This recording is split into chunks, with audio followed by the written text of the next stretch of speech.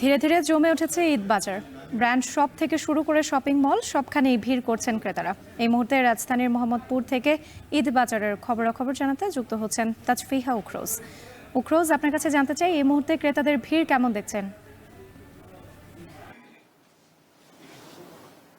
রাত্রি ঈদের বাজারে সচরাচর যে চিত্র দেখা যায় যে ঈদ যত ঘনিয়ে আসে ততই কিন্তু ব্র্যান্ড শপ থেকে শুরু করে শপিং মলগুলোতে ধীরে ধীরে ক্রেতার সংখ্যা আসলে বাড়তে থাকে এবং এই বছরও কিন্তু এই চিত্রের ব্যতিক্রম হয়নি। ফলে আমরা দেখতে পাচ্ছি যে রমজানের শুরু থেকেই কিন্তু ধীরে ধীরে এই ব্র্যান্ড শপ থেকে শুরু করে শপিং মলগুলোতে আসলে ক্রেতারা আসছেন, তাদের পছন্দের যে পণ্যগুলো রয়েছেন তারা সেগুলো দেখছেন এবং কিনছেন।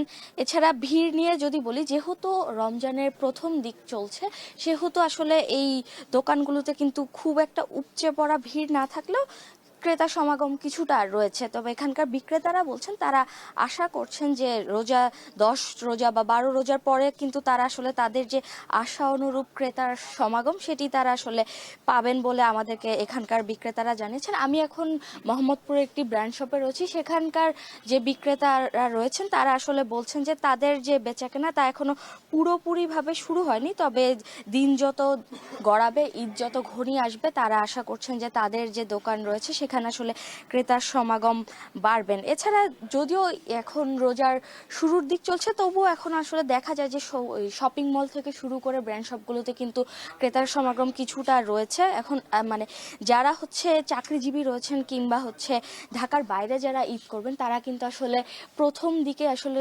ভিড়ভাট্টা এড়াতে কিন্তু প্রথম দিকেই ঈদের যে বাজার রয়েছে সেগুলো আসলে তারা করে থাকেন এবং তারাই কিন্তু বিশেষ করে আসলে এই রমজানের শুরুর দিকেই এই শপিং মল থেকে শুরু করে ব্র্যান্ড শপগুলোতে ভিড় করেন এবং তারা আসলে তাদের যে পছন্দের পণ্য সেগুলো আসলে তারা কিনে থাকেন। এছাড়া এবার যদি আমরা জানি যে আসলে ঈদ আসলে বেশ গরমের মধ্যে কিন্তু আসলে পড়বে, তাই সেটিকে চিন্তা করে কিন্তু এখানকার যে ব্র্যান্ড শপগুলো বা শপিং মলের যে দোকানগুলো রয়েছে তারা আসলে সুতি কাপড় থেকে শুরু করে যে আরামদায়ক পোশাকগুলো রয়েছে সেগুলোর প্রতি আসলে বিশেষ নজর দিচ্ছেন এবং ক্রেতারাও আসলে এই ব্যাপারটিকে মাথায় রেখে তারা যে আরামদায়ক পোশাক রয়েছে, সুতির পোশাকগুলো রয়েছে সেগুলোর দিকে আসলে বেশি ঝুঁকছেন।